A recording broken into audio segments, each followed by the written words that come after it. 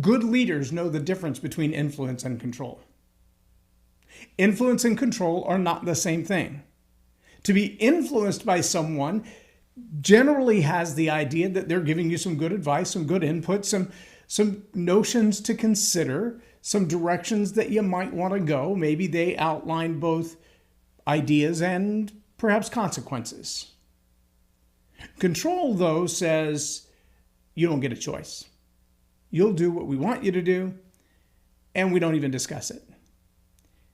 And those are massively different. And leaders versus managers versus tyrants, well, they know the difference. And good leaders know how to lead through influence and not through control. And that's what I want to talk about in this episode of Leading Leaders. Subscribe now for our extensive video library of leadership lessons promoting faith, family, and freedom. I'm Loren Norris with Leading Leaders Podcast. I know that if you're watching this on social media right now, you might be wondering what in the world is going on because there's multiple different cameras and ways of streaming. And part of that is this protection mode, if you will. I realize that I have messages that I've sent back and forth to people who want to be here in the studio. They want to be guests on the show. And ironically, I get little notifications that I've got a Facebook message, and I open it, and there's no new messages there. For days at a time, there's an icon, but there's no new messages. And then suddenly I get a message back from my guest, and they say, well, I never heard back from you, so I guess I'm not going to be on the show. I'm like, no, I was waiting for you to tell me what time I was going to be there. And then I scroll back through their messages, and as I'm scrolling, new messages that weren't appearing are suddenly appearing, and I'm thinking, how does this happen?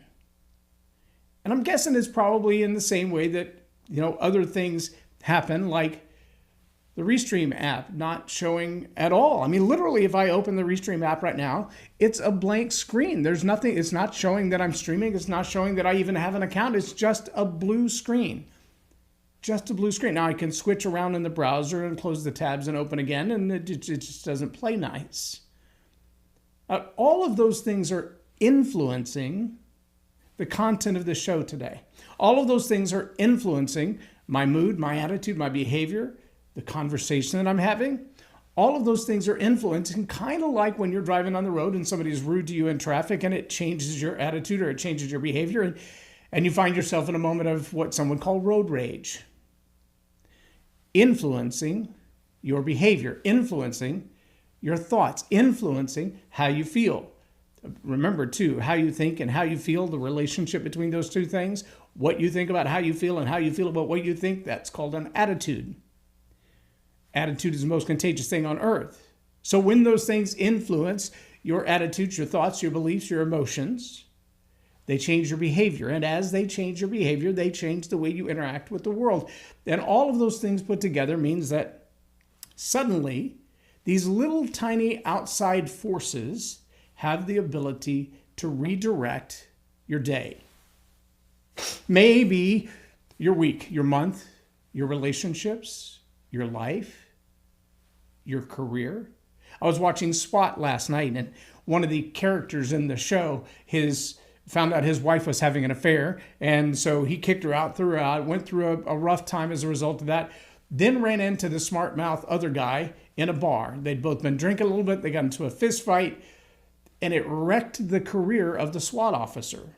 He found himself in trouble, found himself suspended, lost his opportunity for the next leadership promotion because he lost his cool and he lost control in a moment that it mattered. Now, I just wonder if you've ever found yourself in a place where somebody pushed your buttons, they provoked you to react in a way that, well, it wasn't your norm. But you wonder too, was it intentional? See, here's what we know over the course of human history, that influencing people's behavior, their attitudes, their thoughts, their feelings, that's not hard at all. It's not hard at all. You can do it through magazine ads. You can do it through billboards. There are people who are provoked to rage over a billboard with a baby on it that says, "Baby lives matter." Provoked to rage. provoke to vandalize the sign, run over the sign and try to knock it down, run over the people who put up the sign, provoked to rage over a billboard on the side of the road that's literally doing nothing but displaying a message. And because we know that that's true, we know that there's a way to kind of poke at people, prod people, get under people's skins, provoke them to rage, provoke them to silence. How many people have you known that they really want to say something, but you can almost literally see them biting their tongue because they don't want to say what they really think or feel because someone else has paid the price for having spoken a similar thing.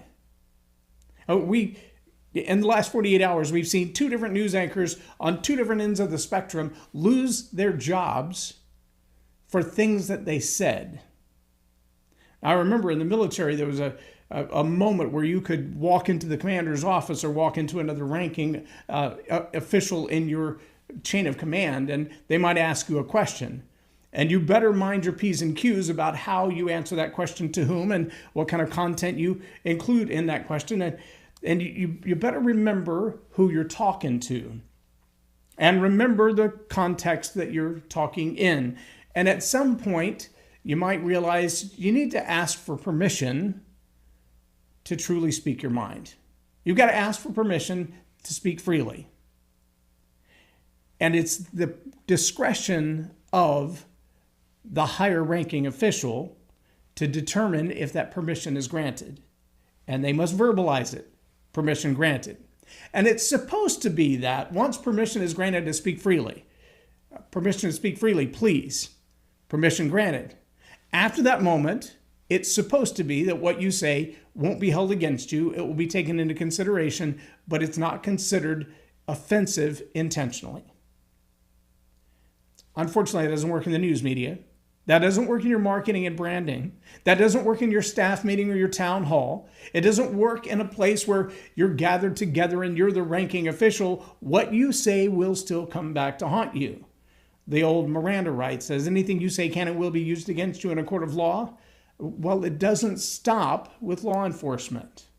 Anything you say can and will be used against you on the street corner, in the marketplace, in front of your business leaders. Now, there's a place where the tipping point becomes the real question. You've seen the videos of the seesaw, some call it a teeter-totter. One swings back and forth, one tips one side versus the other. But the one that tips one side versus the other, you've seen when a smaller person is on one side and a larger person is on the other, and they jump to try to launch the other one. There's a tipping point like that with influence versus control. And when there's too much influence exerted, it becomes control. And all of a sudden, you don't have someone who's giving advice and possibly outlining consequences and allowing you to decide on your own. No, they're giving input to you to provoke you to make a decision that is in their best interest in the first place. Their intent was to cause you to act in a certain way, to behave in a certain way, to think in a certain way, do in a certain way. And because they had that intent from the very beginning, well, they also have the ability to manipulate you. And they can use that influence, that pressure of a personnel file. You're into that through misleading, misinterpretation, misinformation, or just straight up lies. And those who seek to control influence you that way. Now add to that the ability for someone, say 3 interviewers in a room versus 1, to look at your responses from multiple directions simultaneously. A very clever interviewer has the ability to use what Dr. Caroline Leaf calls a multiple perspective advantage, to step out of the moment and say, well, what if I looked at it through this lens? Or what if I looked at it through this lens? Or what if I looked at it through the eyes of someone else? How different would the answers be? Well, when there's multiple interviewers in a room, that's exactly the advantage that they have, the multiple perspective advantage. You probably still only have the one. And so their ability to ask you a question out of left field, and then out of right field, and then right down the middle. It's like watching a pitcher who's got a great curveball and a great sinker and a great slider. You're going to have a really hard time figuring out where the ball's coming from to figure out which one to hit. The conversation, whether it's through media or social media, through newsprint, through Facebook, through conversations that you're having with people face to face, that conversation has the ability to influence your thoughts, your attitudes, your decisions. And sometimes they'll throw a question at you or a statement at you out of left field or out of right field or right up the middle as a curveball, that as you respond to it, you're not just giving the answer for this moment. What you're doing is feeding the next pitch. Oh, I saw how they responded to that question out of left field. Let's go at them like this.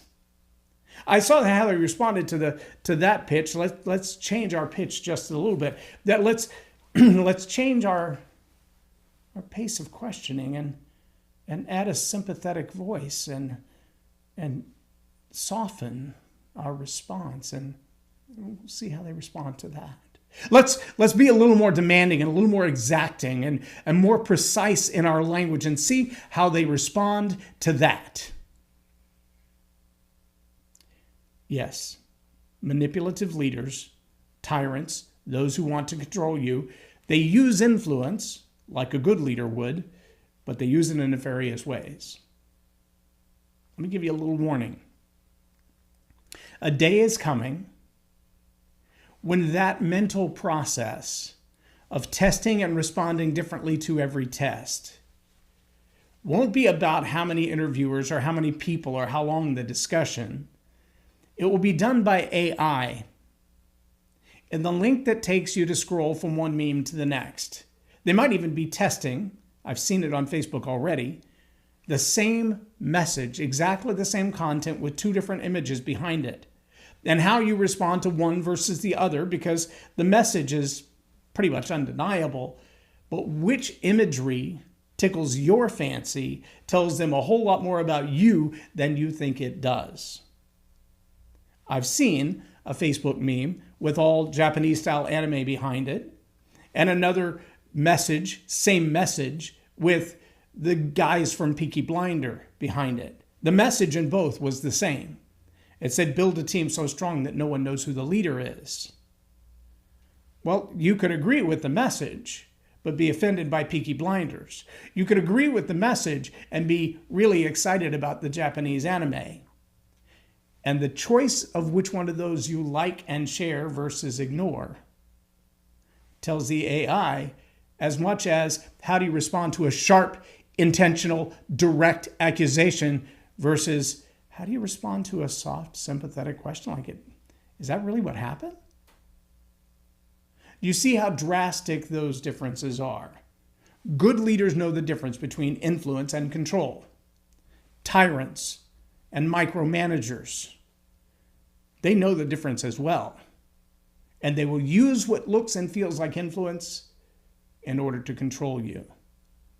If you're a good leader, I highly recommend you stay within the bounds of good influence, allowing people to make decisions on their own, giving them all the information they need, understanding where they're coming from and what their perspective is, explaining to them what the consequences of the decisions will be or what the rewards and benefits of those decisions will be, and let them decide for themselves. Tyrants and micromanagers don't give that choice. Good leaders inform, advise, and allow. That's the way a good leader works, with influence. I challenge you to be a good leader. I'm Loren Norris with Leading Leaders Podcast for Tell It Like It Is TV. Have a blessed day.